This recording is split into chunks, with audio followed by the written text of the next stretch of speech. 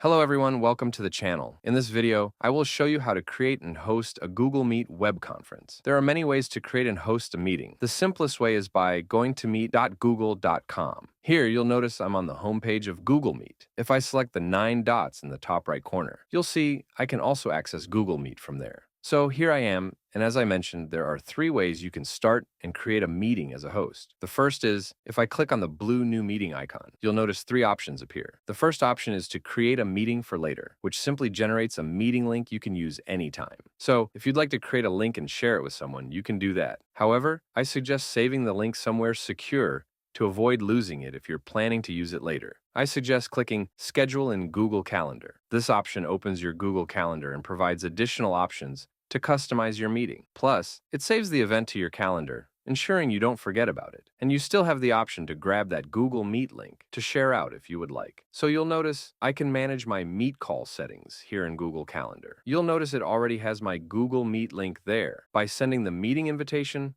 all necessary details, including the Google Meet link, will be included for your colleague, friend, or family member. To create the invitation, simply add a title, adjust the date and time as needed, include guests, and click Save when you're ready. Starting an instant meeting is the quickest way to host a meeting immediately. Just click on the New Meeting button and select Start an Instant Meeting. This will take you directly into a Google Meet session where you can invite participants right away. Google Meet is designed to be accessible directly through a web browser, so there's no need to worry about downloading or installing anything on your computer. As long as you have an internet connection and a web browser like Chrome, Firefox, or Edge, you can easily join meetings with just a link. This makes it convenient for anyone with a device to participate without any additional setup. When you first enter a Google Meet session, the platform will prompt you to allow access to your camera and microphone.